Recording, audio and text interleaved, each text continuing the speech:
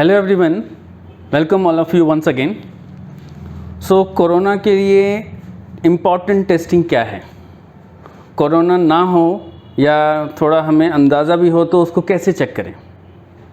जैसे कि मैंने कहा पहले, ऑक्सीमीटर सबसे इम्पॉर्टेंट छोटा सा इंस्ट्रूमेंट होता है।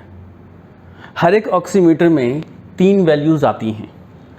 परसेंटेज सॉल्युबिलिटी ऑफ ऑक्सीजन, जिसका रेंज 95 से 100 के बीच में होना चाहिए। अगर थोड़ा कम भी हो जाता है तो ज़्यादा घबराने की ज़रूरत नहीं है, लेकिन 90 या 92 से नीचे नहीं होना चाहिए। फिर इसके साथ परफ्यूजन इंडेक्स परसेंट, कितना परसेंटेज ऑक्सीजन प्रेशर से जा रहा है वो 2 से 20 के बीच में होना चाहिए। ये जनरली इतना होता है और इसके बेसिस पे पल्स रेट या हार्ट रेट डिपेंड करता है। तो हम ये समझने की कोशिश करें कि 95 क्या है, ये 95 क्यों इम्पॉर्टेंट है। इसके लिए आपको थोड़ा हमारा रेस्पिरेटरी सिस्टम या श्वसन तंत्र देखना पड़ेगा। जब हम सांस लेते हैं तो हवा बाहर से अंदर जाती है और हवा का दबाव 760 मिलीमीटर Hg नॉर्मल कंडीशन में होता है प्रेशर के हिसाब से। अब इस 760 में 78% नाइट्रोजन का है, 21% ऑक्सीजन होता है।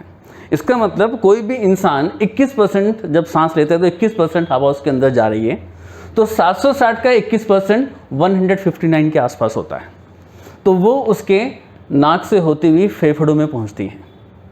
तो फेफड़ों में आते आते थोड़ा कम हो जाता है क्योंकि वो डिफ्यूजन करता है तो प्रेशर थोड़ा कम होता जाता है। तो लंग्स में हेल्दी पर्सन में 105 तक वो पहुंचता है। लंग्स का मतलब लंग्स में जो काम करते हैं वो एल्वियोलाई होते हैं, छोटे छोटे आंवले की तरह होते हैं, सब इंटरकनेक्टेड होते हैं, जिसकी वजह से सरफेस एरिया बढ़ जाता है। तो एल्वियोलाई के अंदर में भी 105 मिलीमीटर Hg का प्रेशर हवा का ऑक्सीजन का होता है। अब यहाँ से इसको खून में आना है और खून में इसका परसेंटेज कितना है? 95।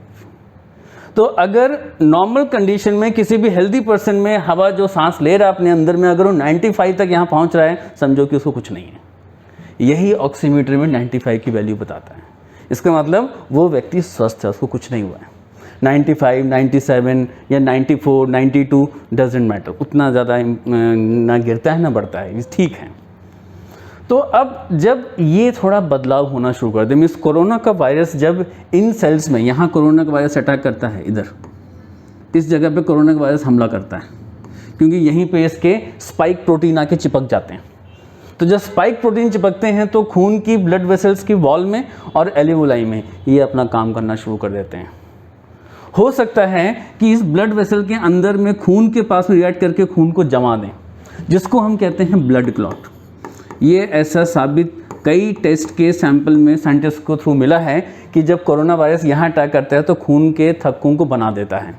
ये क्या करता है, इसके अंदर खून के द्वारा जो खून फ्लो कर रहा है उसमें जो ऑक्सीजन ट्रांसपोर्टिंग कैपेसिटी है उसको डिक्रीज़ कर देता है। शायद ये एक वजह हो सकती है कि लोगों की सांस फूलती है, उनको ऑक्सीजन चाहिए, तो एक बड़ा कारण हो सकता है, अभी रिसर्च का विषय है। तो 95 क्या है? जो एयर नॉर्मली आ रही है। इसका मतलब डिफरेंस कब पैदा होगा ऑक्सीमीटर में? जब वो व्यक्ति सांस तो अंदर ले रहा है लेकिन सफिशिएंट अमाउंट में ब्लड को 95 तक नहीं पहुंचा पा रहा है, वो उससे कम हो रहा है।